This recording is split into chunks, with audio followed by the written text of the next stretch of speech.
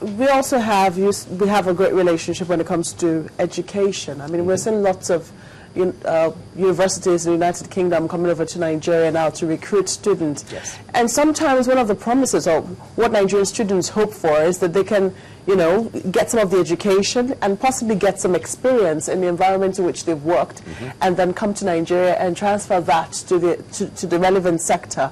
But it would seem that the laws in Britain are getting rather unfriendly to those who, come from outside, Britain, or non-British citizens. How do you intend to? Do you think that there is a way that we can begin to advocate for more friendlier policies for at least students who at least have contributed somewhat to the United Kingdom economy? There's a balance to be struck here. We want students to come to study in the UK. We have arguably some of the finest universities in the world, and we're keen to share that with overseas students as well as ours. But as you probably know, there were 2 or 3 years ago there were revelations that schools, in inverted commas, were establishing themselves simply in order to get people into the country on bogus grounds, and the government needed to crack down on that. That has been a very successful policy.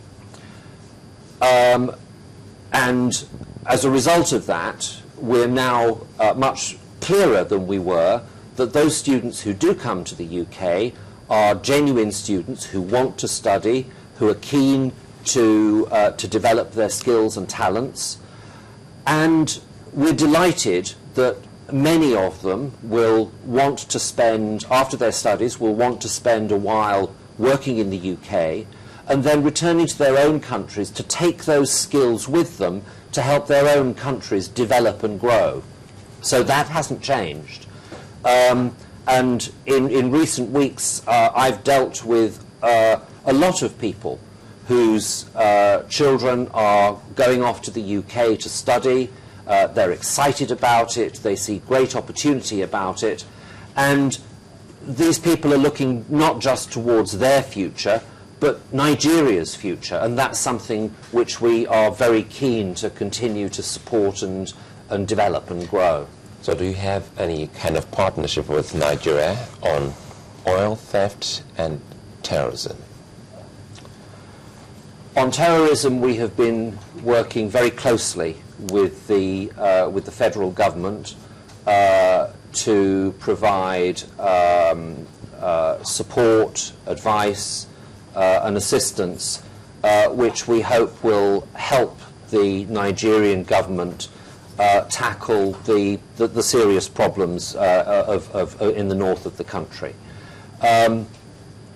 That's in our interests as well as Nigeria's interests, because we have a shared commitment to ensuring our own security, to ensuring this region's security, and we are both threatened by Islamic fundamentalism, indeed fundamentalism of any sort. So we have a close relationship on that front. As far as oil theft is concerned, we are very conscious of the problem. We're extremely conscious of the effects that has on the Nigerian economy, the loss to the Nigerian economy, and of course the losses to the oil companies themselves, including in my case Shell as the biggest British oil company here. Onshore oil theft is first and foremost the responsibility of the Nigerian authorities. Nobody would thank any third country for interfering in a government's responsibility to protect its own territory and to enforce its own laws. And clearly that's something which we want and expect the Nigerian government to do. Let's say it escapes the praying eye of the government and it gets off of our own shores and gets into the UK. Well, there are difficulties there, because once the oil is offshore, there is a whole different story as to where it goes, how it's transshipped. There is a bigger problem there in identifying how and where the oil is transshipped and where it goes after that. And certainly by the time it got to a British oil terminal or to Rotterdam or wherever else, in current circumstances it would be very difficult, if not impossible, to identify whether the oil has been stolen from Nigerian oil fields or not. Now clearly there is international self-interest in cooperating with the Nigerian authorities to clamp down on oil theft. But given that the majority of oil theft takes place either onshore or within Nigeria's territorial waters, then first and foremost that is a responsibility of the Nigerian authorities to clamp down hard on. And we fully support that. You know, are you also afraid, I mean, people have talked about the waning influence of the Commonwealth. Are you worried about U.S. relations overshadowing that of the U.K., especially with Nigeria? The Commonwealth first. The Commonwealth is a great and respected institution. It's a unique institution in that it has, over the past decades, brought together a group of very diverse countries, all of them committed to democracy, to good governance, to social and economic development, and that hasn't changed. So the Commonwealth continues to play an important role in bringing this very diverse group of countries together. The UK is absolutely committed to the Commonwealth. It won't have escaped your attention, I hope, that our Foreign Ministry is called the Foreign and Commonwealth Office. And that's there for a reason. I don't know of any other foreign ministry in the world that flags up the Commonwealth as part of its title. So that in itself is an indication of the importance we attach to it. My Foreign Minister, William Hague, has expressed his commitment to the Commonwealth. And we're looking forward to this year's Commonwealth Heads of Government meeting, which is taking place in Sri Lanka. Of course, the Commonwealth has its challenges. No international organisation doesn't have challenges.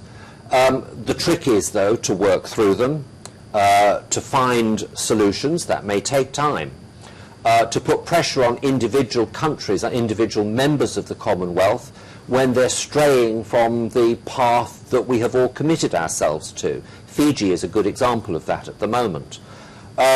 So the Commonwealth continues to have an important role to play in promoting democracy, promoting good governance, promoting economic and social links, and promoting development across the board. All right. I beg your pardon, Michael, I need to bring this one in. I know we did start with asking questions about your thoughts on independence of Nigeria, but we have more people who also like to get your thoughts. As a matter of fact, it was Richard Akinjide, a senior advocate of Nigeria, who said part of the problem we have is the amalgamation of Nigeria between the North and the Southern Protectorate by Britain. What's your thoughts on that? Well, this happened 99 years ago. Let's not forget that. I mean, we can debate the rights and wrongs of Lord Lugard's decision to amalgamate the two separate entities as they were before 1914.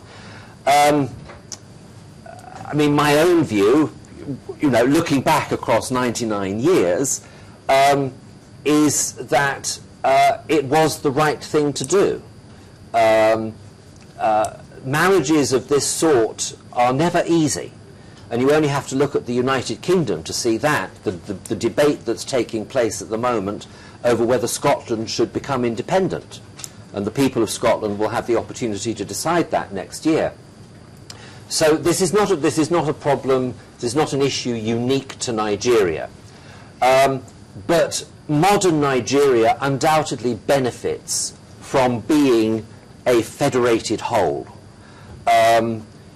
in which the principle of sharing resources, sharing problems, sharing the benefits of being an amalgamated, federated whole outweigh the difficulties which are inherent in that.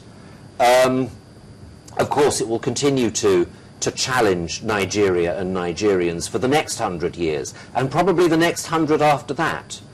But it's a worthwhile challenge because Nigeria as a whole is undoubtedly greater than the sum of its parts. You didn't quite answer the question as to whether or not you were worried, about great influence of the US, over that of the UK with Nigeria. I don't think we worry very much about the influence of one country over another country, particularly with as good a friend as Nigeria. Our relationship with Nigeria is uniquely close.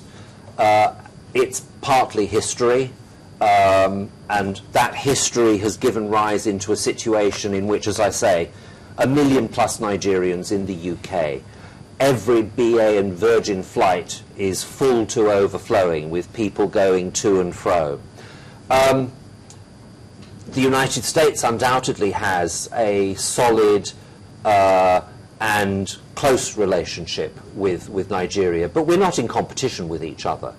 Our strengths and your strengths as two people, two countries working together, those strengths speak for themselves, and the relationship speaks for itself. And I'll leave my American colleagues to talk about the US relationship with Nigeria. All right, Mr. Peter Carter is the British Deputy High Commissioner to Nigeria. Thank you for coming on this morning. Thank you.